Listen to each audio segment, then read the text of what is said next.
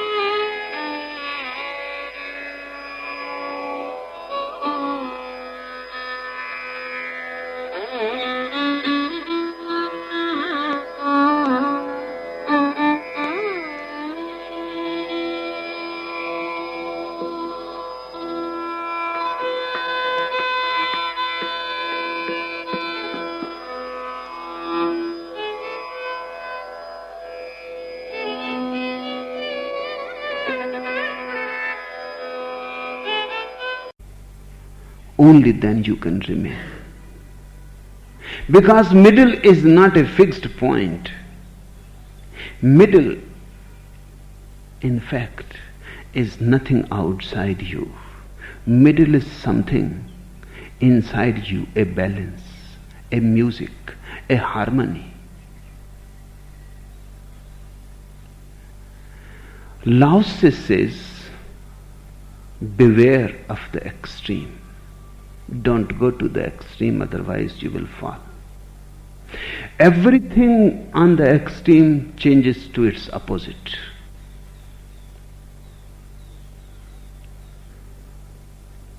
If you are in love, and 24 hours you are after your lover, and you move to the extreme as lovers move, everything will be destroyed. You will destroy love yourself, because it is too much. Unbearable it becomes. 24 hours you cannot love. 24 hours love means like a man eating 24 hours. Love is food.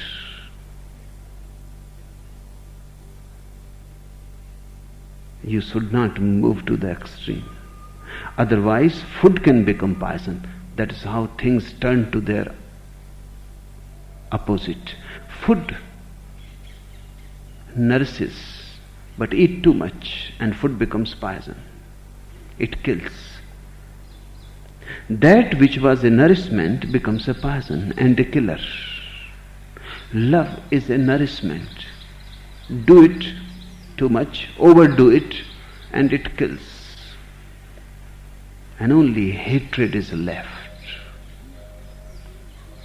Do anything too much and you will find the opposite of it has happened. Be after money too much and in the end you will find you are a beggar. Empty. Miss the whole life and the very point of it.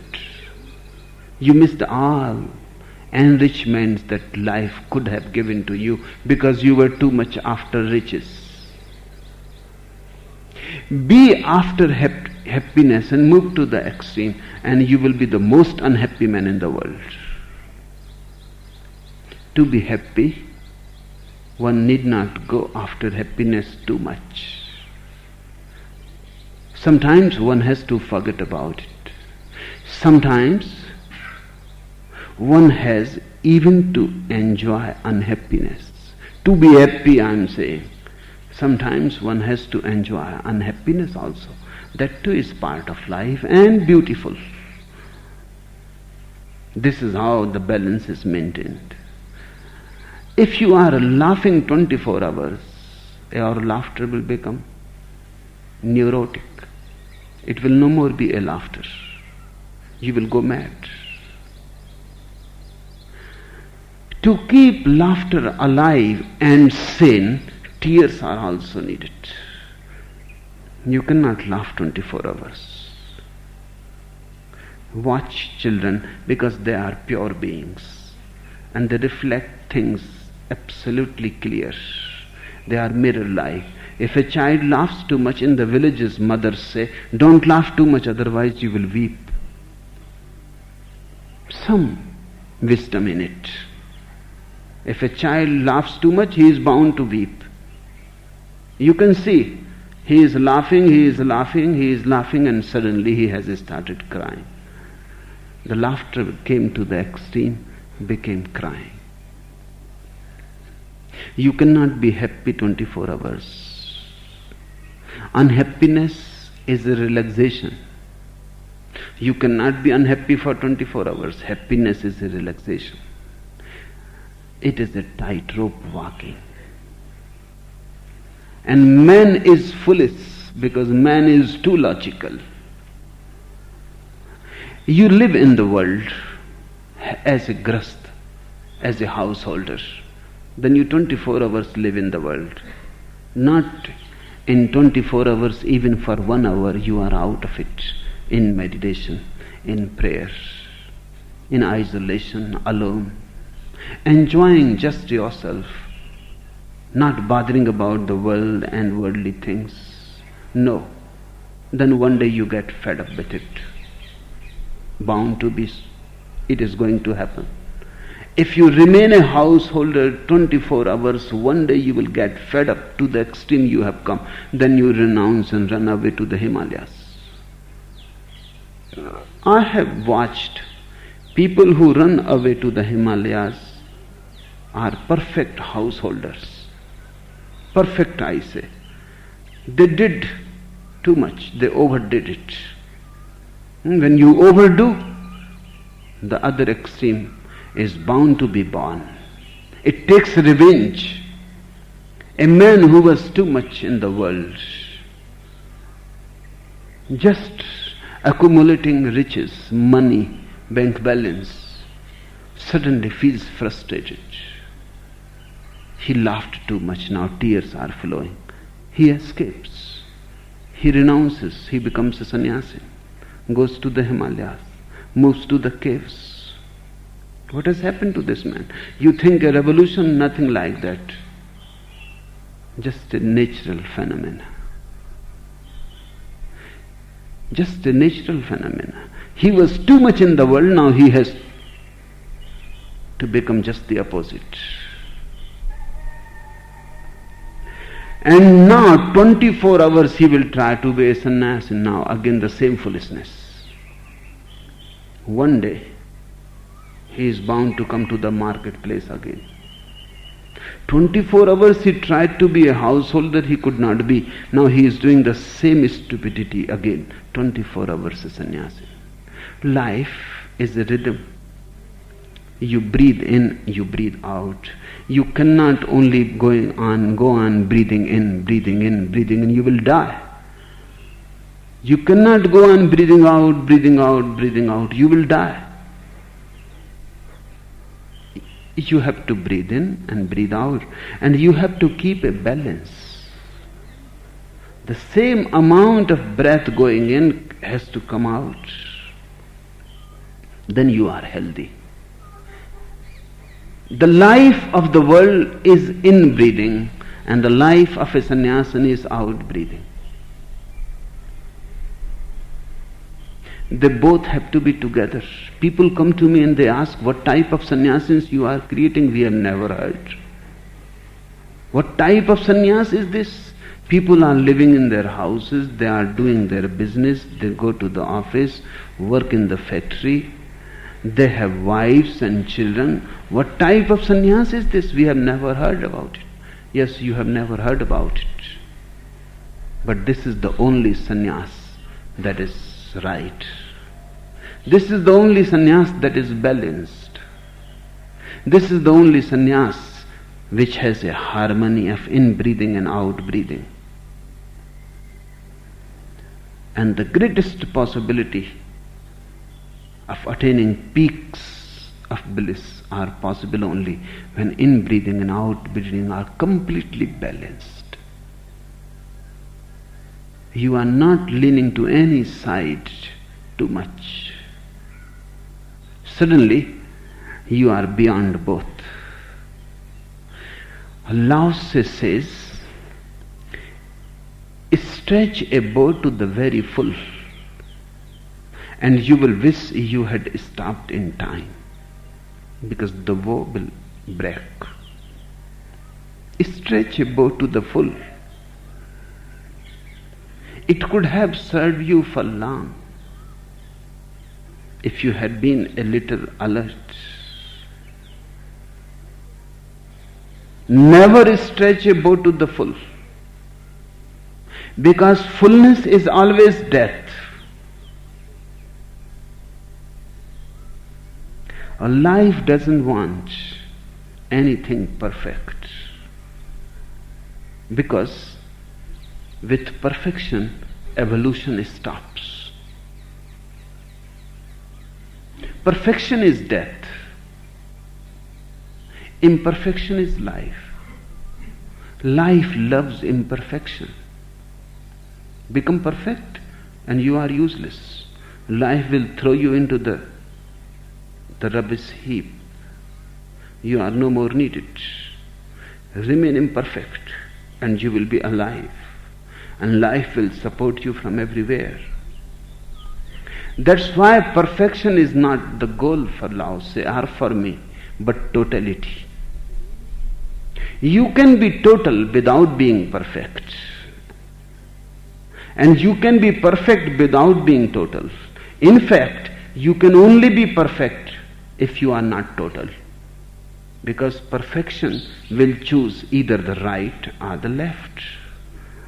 Then you become a perfect rightist, or you become a perfect leftist, or you become a perfect middler. But perfection means you are fixed. Perfection means no change moves within you. Perfection means now you are frozen, not flowing.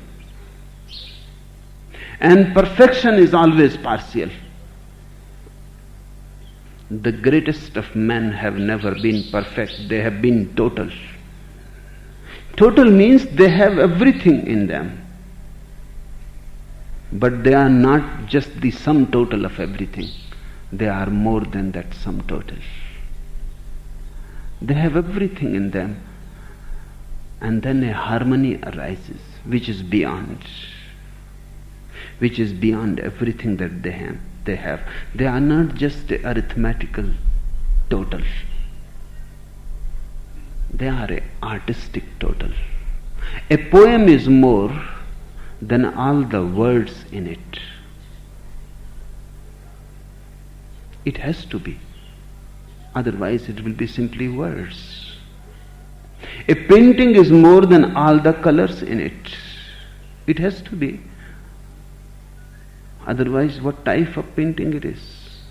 It happened once, an American wanted to have a portrait painted by Picasso. He knew that he will ask fantastic price, but he could give. He had enough. So they didn't decide the price first. He asked and Picasso did it. Then when the portrait was ready, he came and Picasso really asked a fantastic price. Even that American could not believe that for such a small portrait, just a small piece of canvas and few colors on it,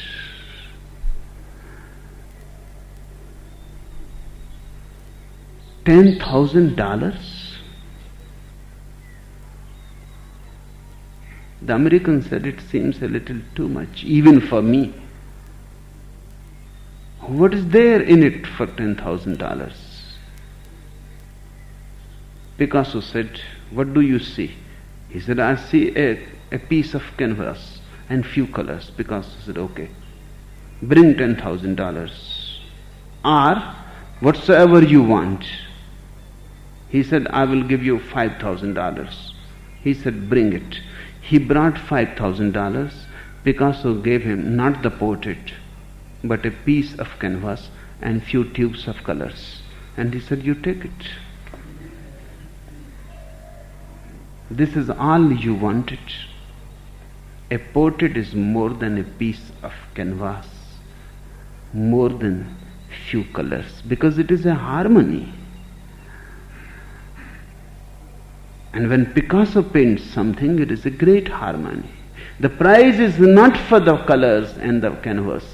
The prize is for the harmony that he has brought to the colors and the canvas. Something that transcends. When a man is total, he has all, left, right, middle, and all other positions in between. He has all, the whole range. He is a rainbow. The whole range of colors are in him. But he is more than that range. He is a harmony in them. That harmony is a constant changing phenomena. You have to attain it again and again and again. And that is the beauty of it, because then it is never old, never boring, never flat, never stale. Each moment it arises out of nothingness. Each moment it is fresh like the morning dew. It is ever fresh. A Lao Tse lives in a ever freshness, a ever greenness. If he has attained something, attained forever, guaranteed, then it will become stale. Then dust will gather on it. Then past will gather on it. And sooner or later one will be feeling bored with it, and one would like to throw it. Even the enlightenment, if you are not gaining it again and again,